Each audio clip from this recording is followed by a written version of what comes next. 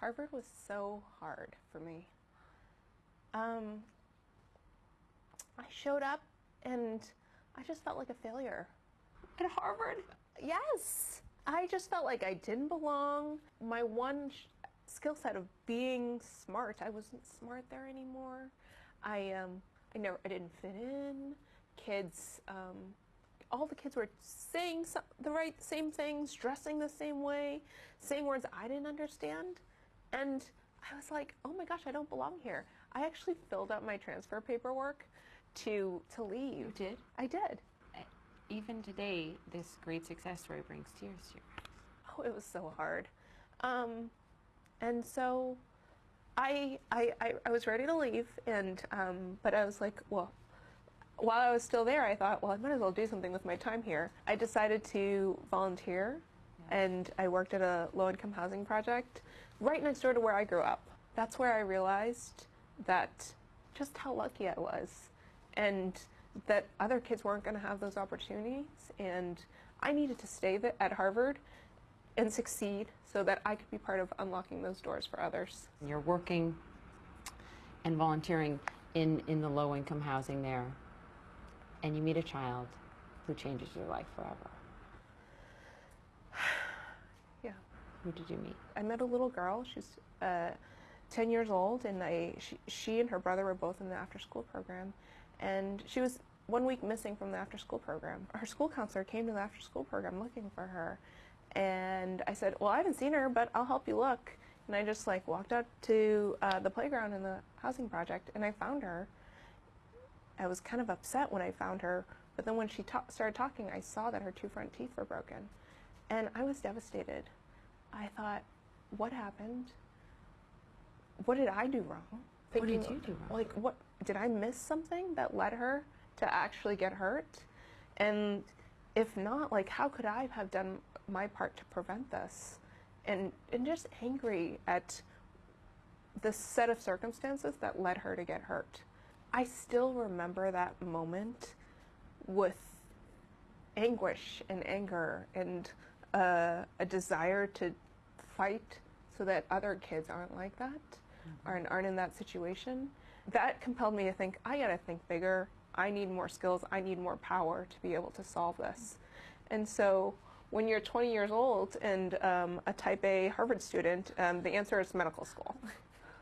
We met at a party at Harvard in Pforzheimer's house where his friends were throwing him a party because they were worried he might get kicked out of school. Our real first date was about a week later. Okay. And we had gone out to have hot chocolate, and the date was going well.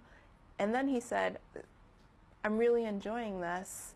Would you like to go watch a movie? I have a take-home midterm, but I'd rather do that instead. I was completely devastated. Why? Because I was like, huge red flag. This guy's not doing his homework. He's not going to amount to anything.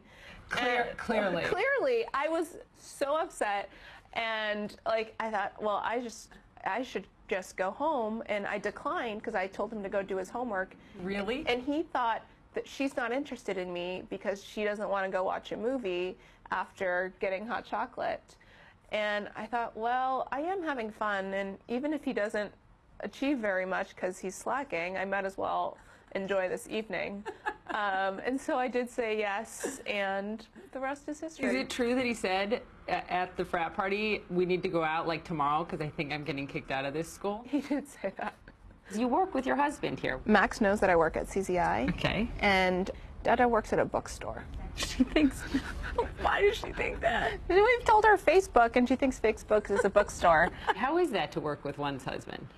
Well, it's changed, but we're really in a place where we understand each other's, what drives the other person, what the other person's strengths are, and where you need to give them constructive feedback. And it's really hard to do that as Mark's wife, but it is not hard to do that as Mark's partner in this work. And so we're very careful about when we are each other's family and when we are each other's partners. You call it a miracle that you're sitting here today. Why is it a miracle? My whole life, if you just stopped it on that first day that I got to Harvard, I would have lived the fullest version of the American dream. My grandparents were business people in Saigon. The war hit, they were persecuted. The only way out was to put their children on boats and send them off to sea, and hopefully they find opportunity on the other side. People opened up their doors to refugees in the 70s, and my family ended up in Quincy, Massachusetts. And my parents worked as a waiter and as an accountant, and they didn't go to college, didn't speak English. But they had one beacon. It's like education was the pathway to a better future. They did what they could to make it happen, and my teachers in the public schools took me the rest of the way. My teachers were like, you're going to go to college, you need to go take the SATs.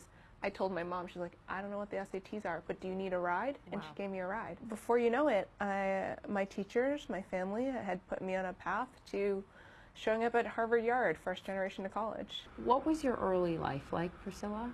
I was always the caregiver. My first memory was when my mom was in the hospital giving birth to my sister.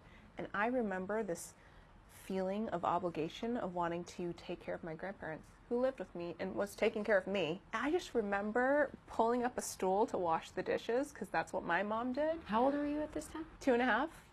And I was like my grandmother tells the story of me trying to do the dishes and take care of her, and her really just laughing at me.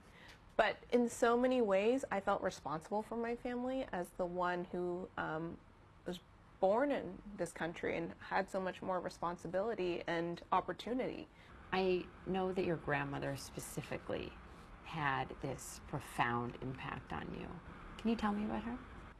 My grandmother was a feminist before feminism was a word. She also just believed in what was possible for us, and there were no limits to what was possible for each one of her grandkids. And so she always reminded us to try to walk in someone else's shoes for a moment, see what that's like, build that empathy. You have said over and over again, luck should not be a factor in if you succeed.